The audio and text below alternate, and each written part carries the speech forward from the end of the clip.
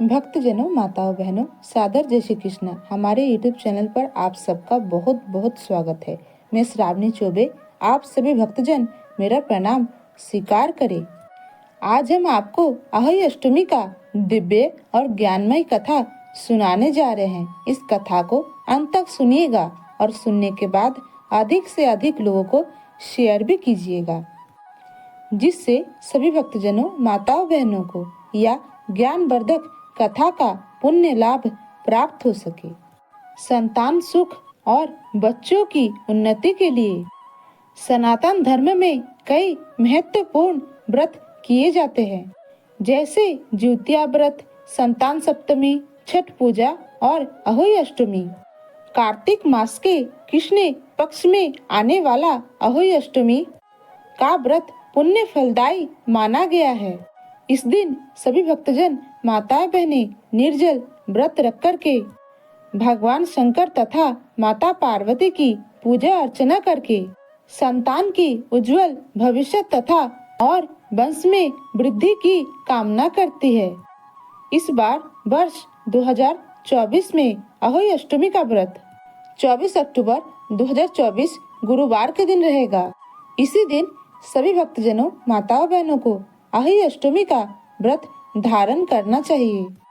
अहोई अष्टमी के दिन माताएं, बहनें अपने बच्चों की भलाई के लिए उषा काल अर्थात भोर से लेकर के गोधूली बेला अर्थात संध्या तक उपवास करती है और शाम को आकाश में तारों का दर्शन करने के बाद, यानी कि तारों को देखने के बाद व्रत को समाप्त करती है अर्थात व्रत का पारणा करती है और उसके बाद ही व्रत तोड़ा जाता है। लेकिन कुछ महिलाएं चंद्र का दर्शन करने के बाद व्रत को तोड़ लेती है अर्थात व्रत का पारणा कर लेती है। इस बार अष्टमी तिथि का प्रारंभ 23 अक्टूबर 24 अक्टूबर की रात्रि में 1:18 पर अष्टमी तिथि प्रारंभ हो जाएगी, जो 24 और 25 अक्टूबर की रात 1:58 पर अष्टमी तिथि समाप्त हो जाएगी। अतः सूर्योदय व्यापिनी शुद्ध नवमी युक्त जो अष्टमी तिथि रहेगी वो 24 अक्टूबर 2024 गुरुवार के दिन ही रहेगी। इसी दिन सभी भक्तजनों, माताओं, बहनों को व्रत धारण करना चाहिए। कभी भी अष्टमी का व्रत नवमी युक्त ही करना चाहिए। सप्तमी युक्त व्रत करने से संतान की आयु हानि होती है, चाहे वो ज्योतिया का व्रत हो या अहोई अष्टमी का।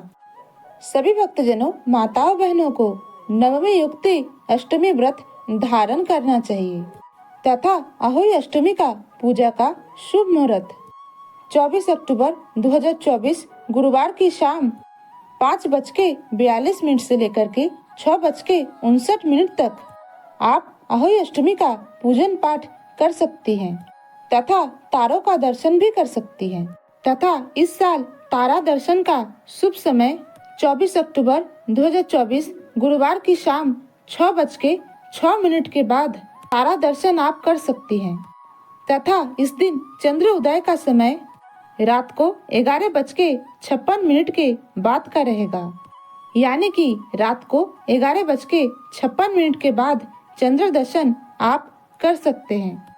यानी कि रात को 11:56 के बाद चंद्र उदय होगा तो आप इस समय चंद्र दर्शन कर सकती हैं, क्योंकि अहोई अष्टमी पर चंद्रमा का उदय देर से होता है तथा राधा कुंड में अहोई अष्टमी के दिन स्नान किया जाता है।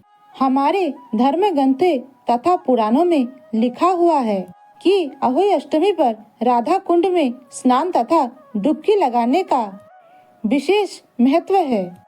जिन लोगों को गर्भ धारण करने में समस्या आती है वो इस दिन भगवान श्री कृष्ण की प्रेयसी राधा रानी का आशीर्वाद प्राप्त करने के लिए राधा कुंड में अहोई अष्टमी के दिन डुबकी लगाते हैं। इससे सुयोग संतान की प्राप्ति होती है। साल 2024 में राधा कुंड में स्नान करने का शुभ समय 24 अक्टूबर 2024 गुरुवार की रात 11:38 से लेकर के 12:29 तक रहेगा। अहोई अष्टमी के दिन स्नान के बिना पूजा अर्चना ना करे। इस दिन महिलाओं को मिट्टी से जुड़े कोई भी कार्य करने से बचना चाहिए। अहोई अष्टमी के दिन काले, नीले तथा गहरे रंग के वस्त्र धारण ना करें। अहोई अष्टमी के दिन पूजा का विशेष महत्व है। इस दिन तारों को अर्घ्य प्रदान करते हैं। तारा निकलने के बाद ही अपना उपवास तोड़ना चाहिए। अहोई अष्टमी के दिन व्रत कथा सुनते समय सप्तधान अर्थात 7 प्रकार के अनाज अपने हाथों में रखें और पूजा के बाद इस अनाज को किसी भी गौ माता अर्थात गाय को खिला दे। अहोई अष्टमी के दिन पूजा करते समय बच्चों को अपने पास बैठाएं और अहोई माता को भोग लगाने के बाद वह प्रसाद अपने बच्चों को अवश्य खिलाएं। पूरा दिन व्रत करने के बाद शाम को तारों को अर्घ देकर के व्रत का पारना किया जाता है। कुछ लोग चंद्रमा को अर्घ देकर के व्रत खोलते हैं, तो उनके लिए बता दे कि चंद्रमा इस दिन देर रात को उदित होगा और सनातन धर्म में ऐसा बताया गया है कि अहोई अष्टमी के दिन भगवान गणेश जी का पूजन करना चाहिए और अहोई पर तारों के छांव में अर्घ देने के लिए कांसे के लोटे का उपयोग नहीं करना चाहिए। अहोई अष्टमी के दिन मिट्टी की खुदाई नहीं करनी चाहिए। साथ ही इस दिन मिट्टी से जुड़ी कोई भी कार्य आपको करने से बचना चाहिए। पौराणिक मान्यताओं के अनुसार मिट्टी की खुदाई करते समय एक साहू कार्निक से सय के बच्चे की मौत हो गई थी। इसके बाद उसका पूरा परिवार ही उजड़ गया था, जिसके बाद उसको अहोई माता और सय की पूजा करने के बाद ही संतान प्राप्ति हो पाई थी। अहोई अष्टमी के दिन भगवान शंकर तथा माता पार्वती का विशेष पूजन अर्चन करके अपनी संतान की लंबी आयु की कामना तथा व्रत की पूर्णता की कामना करनी चाहिए तथा संतान की उन्नति तथा प्रगति की कामना भी करनी चाहिए। अहोई अष्टमी के दिन ब्रह्म मुहूर्त से आपका व्रत आरंभ होगा। आप इस दिन पूरे विधि विधान और नियमों का पालन करते हुए व्रत को धारण करें। अपने अपने परंपरा के अनुसार कोई निर्जला उपवास भी करते हैं, तो कोई फलाहार करके व्रत का पालन करते हैं, तो कोई एक समय भोजन करके भी व्रत को संपन्न करते हैं। अलग अलग स्थानों पर अलग अलग इसकी परंपराएं बताई गई है। तो आपका शरीर जिस प्रकार आपका साथ दे उसी प्रकार आपको व्रत धारण करना चाहिए, क्योंकि मनुष्य का सर्वप्रथम कर्तव्य होता है अपनी शरीर की रक्षा करना। भक्तजनों, माताओं, बहनों, अब हम आपको अहोई अष्टमी की दिव्य और ज्ञानमय कथा सुनाने जा रहे हैं। आप सबसे अनुरोध है इस कथा को अंत तक सुनिएगा और सुनने के बाद अधिक से अधिक लोगों को शेयर भी कर दीजिएगा। बोलिए गणाधिपति गणेश भगवान की जय, उमापति महादेव की जय, श्री राधा वल्लभ कृष्ण भगवान की जय, अहोई माता की जय। धर्म ग्रंथों के अनुसार अहोई अष्टमी की कथा इस प्रकार है। प्राचीन काल में किसी नगर में एक साहूकार निवास करता था। उसके 7 बेटे थे। दीपावली से पहले साहूकार की पत्नी घर की रंगाई पुताई के लिए मिट्टी लेने के लिए खदान में गई और कोदाल से मिट्टी खोदने लगी। तब मिट्टी के अंदर मौजूद सेही का बच्चा उसके हाथों मर गया। उसके हाथ से हुई हत्या को लेकर साहूकार के पत्नी को बहुत दुख हुआ और वो पश्चाताप करती हुई अपने घर लौट आई। सेह के बच्चे की हुई मृत्यु ऐसे किया पश्चाताप। कुछ समय बाद साहूकार के पहले बेटे की मृत्यु हो गई। अगले साल दूसरा बेटा भी चल बसा। इस प्रकार हर वर्ष उसके 7 बेटों का निधन होता चला गया।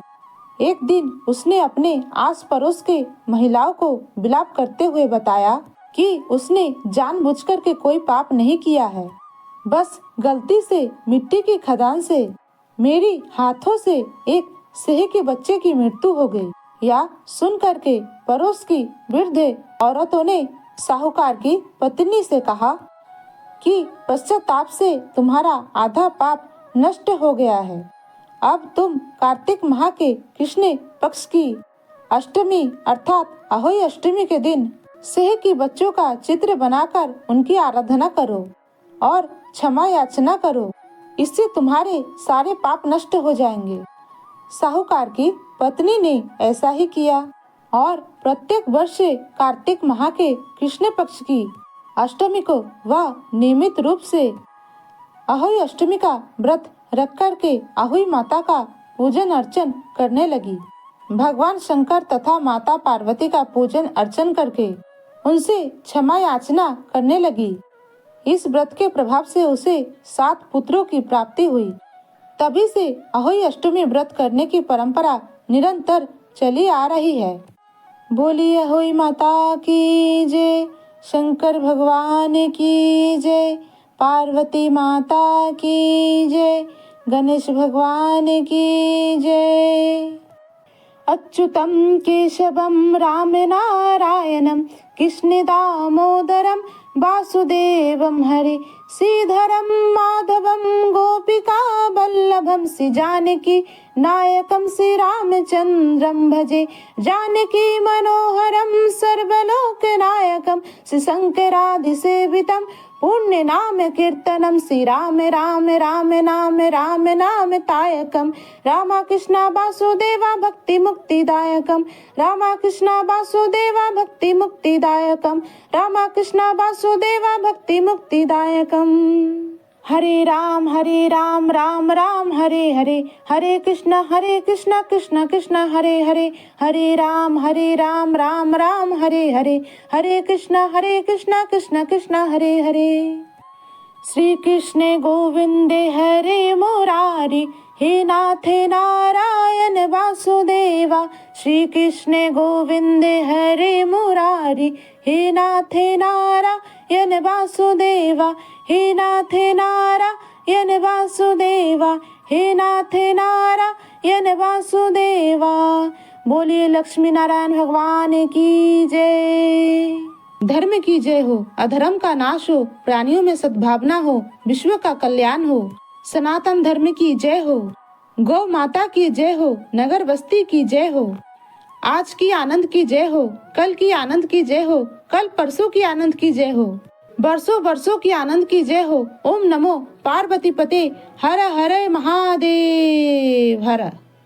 भक्तजनों, माताओं बहनों, हमने जो ज्ञानवर्धक कथा आपको सुनाई है, इसको अधिक से अधिक लोगों को शेयर कीजिएगा, लाइक कीजिएगा, कमेंट कीजिएगा और हमारे चैनल को सब्सक्राइब भी कीजिएगा। आप सभी से अनुरोध है कि इस बहन बेटी भाभी का साथ दीजिएगा, आगे बढ़ने का एक मौका अवश्य दीजिएगा। मिलते हैं कोई नए वीडियो में, तब तक के लिए सादर जय श्री कृष्णा, सादर धन्यवाद। जय राम जी की। हर हर महादेव।